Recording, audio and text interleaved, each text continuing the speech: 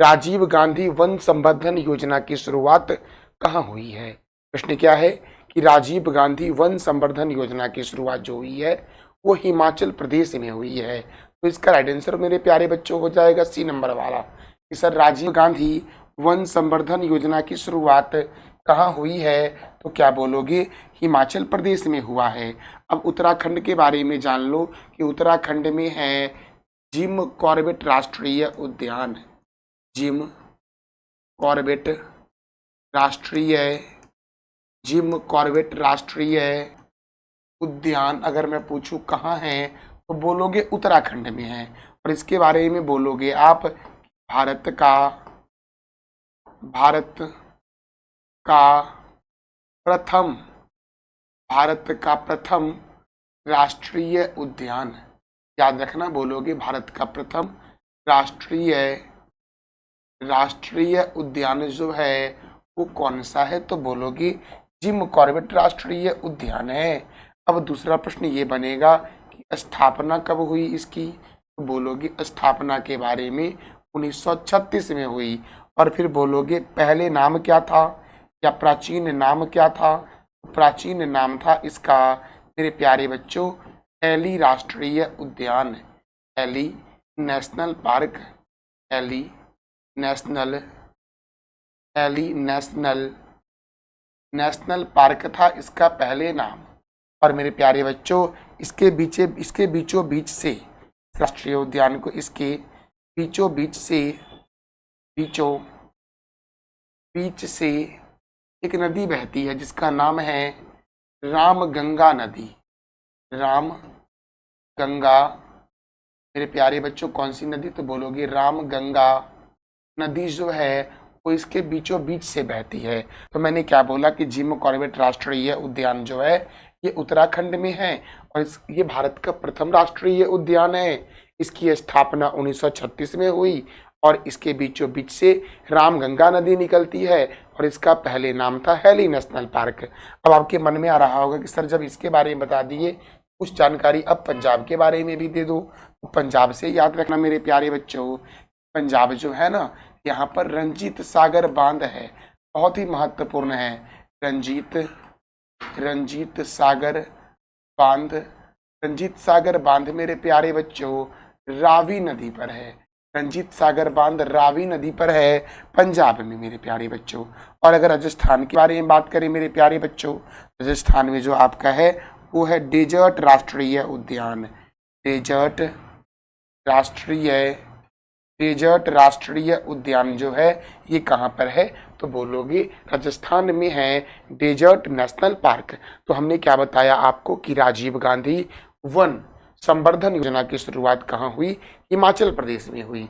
अब हिमाचल प्रदेश में हुई तो हिमाचल प्रदेश की राजधानी है शिमला और शिमला में केंद्रीय आलू अनुसंधान संस्थान है।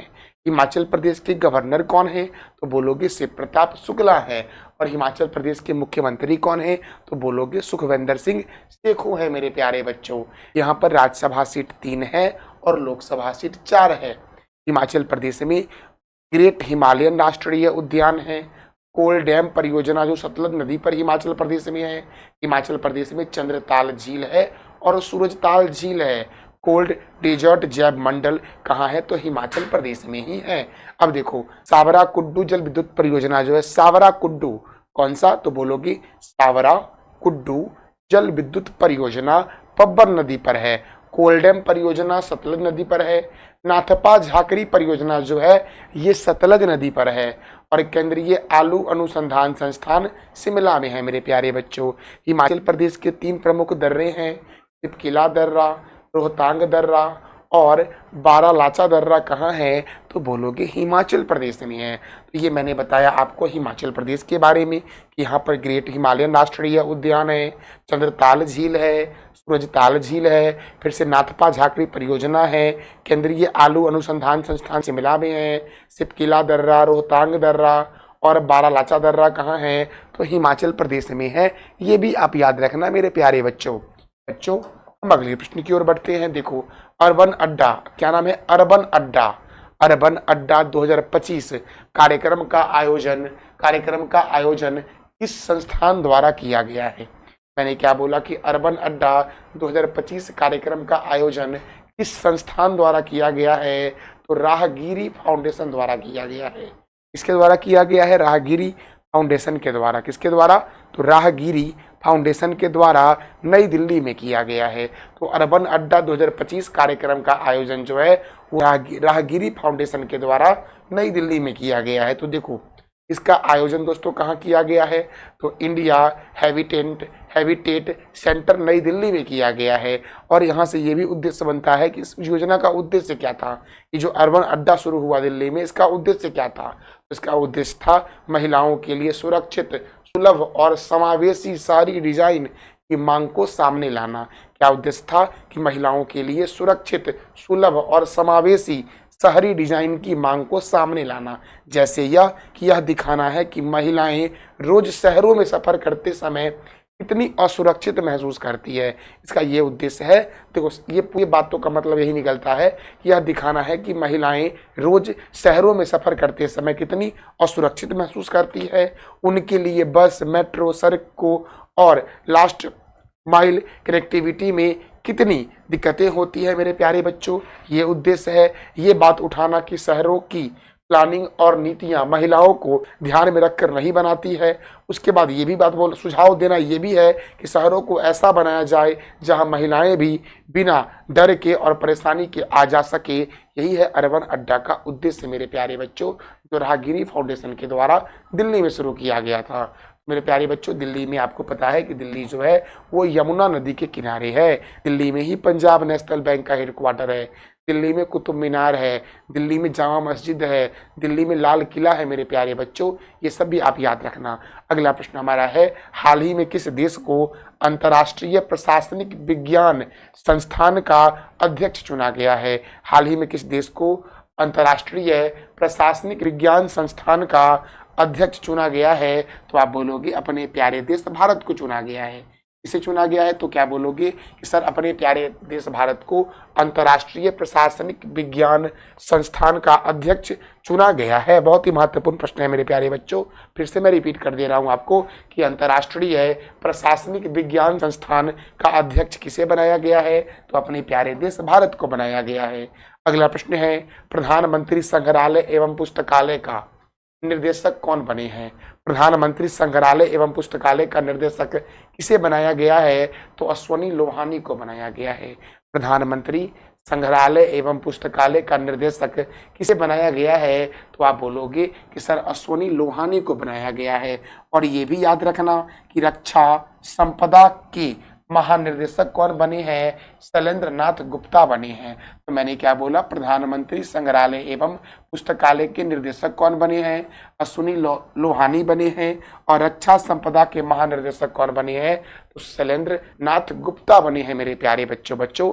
इस वीडियो का PDF भी आपको मिलेगा जिसका लिंक टेलीग्राम पर है।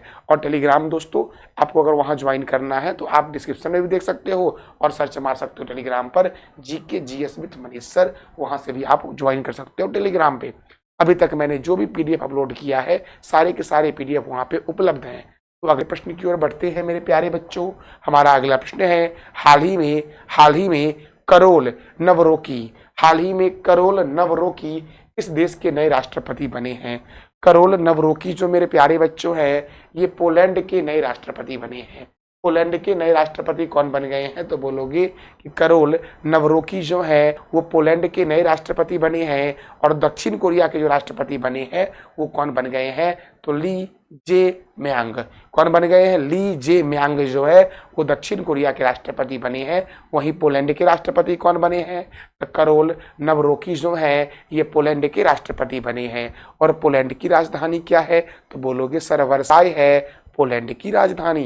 तो मेरे प्यारे बच्चों हम अगले प्रश्न की ओर बढ़ते हैं। देखो प्रश्न हमारा है, राष्ट्रीय नेत्र वस्त्र दिवस कब मनाया जाता है? तो राष्ट्रीय नेत्र वस्त्र दिवस जो मनाया जाता है ये 6 जून को मनाया जाता है। इसका आंसर हो जाएगा ए नंबर वाला कि सर राष्ट्रीय नेत्र वस्त्र दिवस जो मनाया जाता है ये 6 जून को मनाया जाता है। अच्छा मेरे प्यारे बच्चों, जून महीने में अब तक कौन कौन से महत्वपूर्ण दिवस मनाए गए हैं? तो विश्व दूध दिवस 1 जून को मनाया गया, अंतर्राष्ट्रीय बाल सुरक्षा दिवस 1 जून को मनाया गया, happy global day of parents 1 जून को मनाया गया, अंतर्राष्ट्रीय यौन कर्मी दिवस 2 जून को मनाया गया, तेलंगाना स्थापना दिवस भी 2 जून को मनाया गया, और विश्व साइकिल दिवस मेरे प्यारे बच्चों 3 जून को मनाया गया, और विश्व पर्यावरण दिवस 5 जून को मनाया गया। और इस बार के पर्यावरण दिवस का थीम था प्लास्टिक प्रदूषण को हराओ, अर्थात बीट प्लास्टिक पॉल्यूशन। यही थीम था इस बार के पर्यावरण दिवस का मेरे प्यारे बच्चों। देखो, अब विश्व पर्यावरण दिवस 2025 पर पीएम मोदी ने कौन सा पौधा लगाया है? विश्व पर्यावरण दिवस दोस्तों, पहले ये आप बता दो कमेंट बॉक्स में, इस बार जो विश्व पर्यावरण दिवस मनाया गया है उसका थीम क्या था? अभी मैंने तुरंत बताया है आपको। तो अब हमारा ये प्रश्न बनता है कि विश्व पर्यावरण दिवस जो 5 जून को मनाया गया, उस पर प्रधानमंत्री नरेंद्र मोदी ने कौन सा पौधा लगाया है? तो तुलसी का पौधा, सॉरी दोस्तों, सिंदूर का पौधा लगाया है। देखो, विश्व पर्यावरण दिवस 2025 पर पीएम मोदी ने कौन सा पौधा लगाया है? तो क्या बोलोगे? सिंदूर का पौधा लगाया है दिल्ली में मेरे प्यारे बच्चों। कहाँ पर? तो दिल्ली में। देखो दोस्तों, नई दिल्ली में स्थित है, नई दिल्ली में स्थित अपने आवास पर सिंदूर का पौधा लगाया प्रधानमंत्री नरेंद्र मोदी ने। और ये जो सिंदूर का पौधा था, ये गुजरात के कच्छ की बहादुर माताओं और बहनों ने इन्हें उपहार में दिया था, सिंदूर का पौधा मेरे प्यारे बच्चों। और इसी पौधे को प्रधानमंत्री नरेंद्र मोदी ने पर्यावरण दिवस पर दिल्ली में स्थित अपने आवास पर यह पौधा लगाया है। अगला प्रश्न हमारा है, पर्यावरण दिवस पर एक पेड़ माँ के नाम 2.0 अभियान की शुरुआत किसके द्वारा किया गया है? पर्यावरण दिवस पर एक पेड़ माँ के नाम 2.0 अभियान की शुरुआत किसके द्वारा की गई है? अब आप सोच रहे होगे कि ये 2.0 है। तो दोस्तों, ये जो पर्यावरण दिवस पर दोस्तों ये जो योजना शुरू किया गया है, ये 1 भी तो होगा।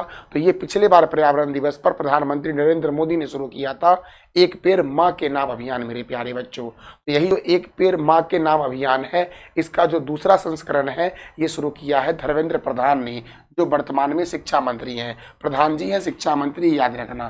तो पर्यावरण दिवस पर एक पेड़ माँ के नाम 2.0 अभियान की शुरुआत किसके द्वारा की गई है? तो क्या बोलोगे? धर्मेंद्र प्रधान के द्वारा किया गया है। राजनाथ सिंह के पास रक्षा मंत्रालय है। अच्छा, मनसुख मंडाविया के पास खेल मंत्रालय है। तो पीयूष गोयल के पास कौन सा मंत्रालय है? ये आप बता दो कमेंट बॉक्स में मेरे प्यारे लाल एवं लालियो।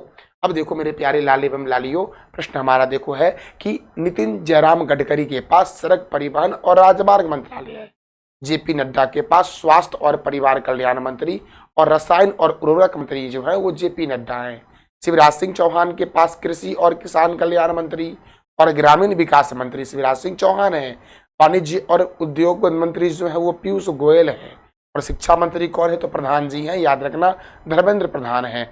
रेल मंत्री, सूचना और प्रसारण मंत्री और इलेक्ट्रॉनिक्स एवं सूचना प्रौद्योगिकी मंत्री कौन है? तो अश्वनी वैष्णव हैं।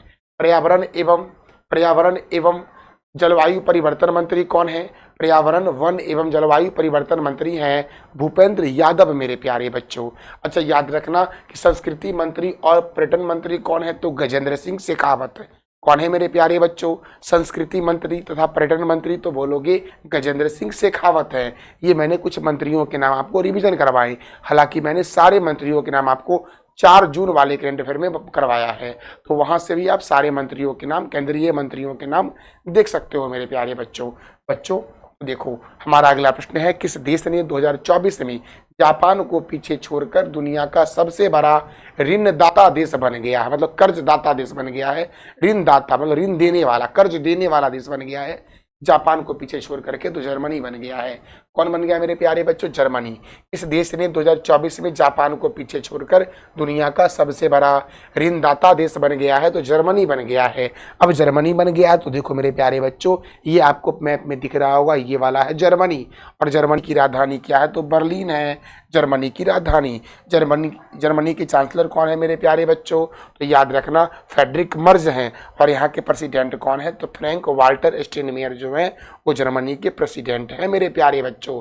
जर्मनी दोस्तों देखो, याद रखना, जर्मनी की सीमा लगती है पोलैंड से, चेक रिपब्लिक से, ऑस्ट्रिया से लगती है, स्विट्जरलैंड से लगती है, लग्जमबर्ग से लगती है, फ्रांस से लगती है, बेल्जियम से लगती है, नीदरलैंड से लगती है, और डेनमार्क से भी लगती है जर्मनी की सीमा मेरे प्यारे बच्चों। जर्मनी की राजधानी क्या है? तो बर्लिन है। और यहाँ की करेंसी क्या है, यहाँ की मुद्रा क्या है? तो ये आप बता दो मेरे प्यारे लाल एवं लालियो कमेंट बॉक्स में। मेरे प्यारे दोस्तों, हमारा अगला प्रश्न है, देखो विज्ञान भवन जो दिल्ली में है, तो विज्ञान भवन में 13वीं पेंशन अदालत कार्यक्रम की अध्यक्षता कौन करेंगे? विज्ञान भवन में 13वीं पेंशन अदालत कार्यक्रम की अध्यक्षता कौन करेंगे? तो बोलोगे डॉक्टर जितेंद्र सिंह मेरे प्यारे बच्चों। कौन करेंगे? डॉक्टर जितेंद्र सिंह। तो ये था मेरे प्यारे बच्चों आज का हमारा करंट अफेयर्स। इसका पीडीएफ आपको टेलीग्राम पर मिलेगा, जिसका लिंक वीडियो के डिस्क्रिप्शन बॉक्स में है। और हाँ दोस्तों, मैं प्रत्येक दिन आपसे वीडियो के एंड में 3 प्रश्न करता हूँ, जिसका जवाब देना होता है आपको कमेंट बॉक्स में। तो कल जो मैंने 3 प्रश्न किया था, वो प्रश्न था हमारा IPL 2025 में फेयर प्ले अवार्ड किस टीम ने जीता है? तो CSK ने जीता है। किस देश के संसद का नाम जातीय संसद है? बांग्लादेश। और IPL 2025 की सबसे महंगे खिलाड़ी कौन बने हैं? तो ऋषभ पंत बने हैं। और आज का आपका 3 प्रश्न है, जिसका जवाब देना है कमेंट बॉक्स में आपको। ड्रैगन फ्रूट के उत्पादन में कौन सा देश प्रथम स्थान पर है? IPL 2025 का खिताब किस टीम ने जीता है? और IPL 2025 में पर्पल कैप का अवार्ड किसे दिया गया है या किसे मिला है? तो इस तीनों प्रश्नों का जवाब देना है आपको कमेंट बॉक्स में। अब जो मैंने कल पढ़ाया था आपको करंट अफेयर्स, जरा उसको रिवीजन कर लेते हैं। तो कल जो मैंने बताया था, वो बताया था कि आक्रामकता से शिकार मासूम बच्चों का अंतर्राष्ट्रीय दिवस 4 जून को मनाया गया है। हाल ही में किस राज्य का मेनार और खिचन गांव भारत का रामसर साइट घोषित हुआ है? तो राजस्थान का मेरे प्यारे बच्चों। अच्छा, भारत में रामसर साइट की संख्या कितनी हो गई है, ये आप बताओ कमेंट बॉक्स में। मैंने कल भी बताया था आपको। विश्व पर्यावरण दिवस 5 जून को मनाया जाता है। देखो, वंदे गंगा जल अभियान की शुरुआत राजस्थान ने की है। उसके बाद मैंने बताया बांग्लादेश ने हाल ही में जिन नए बैंक नोटों को जारी किया है, उनमें किन की तस्वीर हटाई गई है? तो शेख मुजीबुर रहमान की तस्वीर हटाई गई है, जो बांग्लादेश के प्रथम राष्ट्रपति थे, प्रधानमंत्री थे और संस्थापक भी थे। इन्हें बांग्लादेश का राष्ट्रपिता भी कहा जाता था। इनकी तस्वीर को हटा दिया गया है। ड्रैगन फ्रूट के उत्पादन में कौन सा देश प्रथम स्थान पर है? तो वियतनाम है। USA India strategic partnership forum द्वारा ग्लोबल लीडरशिप अवार्ड 2025 से किसे सम्मानित किया गया है? तो कुमार मंगलम बिरला को। फिर से मैंने बताया था 51वां G7 शिखर सम्मेलन 2025 का आयोजन किस देश के अल्बर्टा प्रांत में होगा? कनाडा। हाल ही में किस राज्य ने पूर्व अग्निवीरों के लिए 20% पुलिस आरक्षण को मंजूरी दी है? तो उत्तर प्रदेश ने मेरे प्यारे बच्चों। IPL 2025 का आयोजन कब से कब तक हुआ? तो 22 मार्च से लेकर के 3 जून तक हुआ था। उसके बाद मैंने बताया कि IPL 2025 का खिताब किस टीम ने जीता है? तो RCB ने जीता है। IPL 2025 में ऑरेंज कैप का अवार्ड साई सुदर्शन को दिया गया, जबकि पर्पल कैप का अवार्ड प्रसिद्ध कृष्णा को दिया गया। IPL 2025 का फाइनल मैच किस मैदान में खेला गया? तो नरेंद्र मोदी स्टेडियम में खेला गया, जो गुजरात के अहमदाबाद में है। और नरेंद्र मोदी स्टेडियम दुनिया का सबसे बड़ा स्टेडियम है, क्रिकेट स्टेडियम है। IPL 2025 में सबसे लंबा छक्का किस खिलाड़ी ने लगाया है? तो रविंद्र जडेजा ने लगाया है। IPL 2025 में सबसे ज़्यादा चौका किस खिलाड़ी ने लगाया है? तो साई सुदर्शन ने लगाया है। IPL 2025 में सबसे महंगे खिलाड़ी कौन बने? तो ऋषभ पंत बने मेरे प्यारे बच्चों। उसके बाद मैंने बताया था IPL 2025 का emerging player of the series किसे घोषित किया गया? साई सुदर्शन को। और IPL 2025 में फेयर प्ले अवार्ड किस टीम को दिया गया है? तो चेन्नई सुपर किंग को दिया गया है, CSK को दिया गया है मेरे प्यारे बच्चों। तो ये था हमारा कल का रिवीजन सेशन जो मैंने आज आपको करवाया। ये सारी जानकारी आपको कैसी लगी, इसका फीडबैक आप अवश्य देना कमेंट को। और मेरे प्यारे बच्चों, जानकारी अच्छी लगी तो वीडियो को लाइक करो, चैनल को सब्सक्राइब करो और शेयर करो। थैंक यू सो मच मेरे प्यारे बच्चों।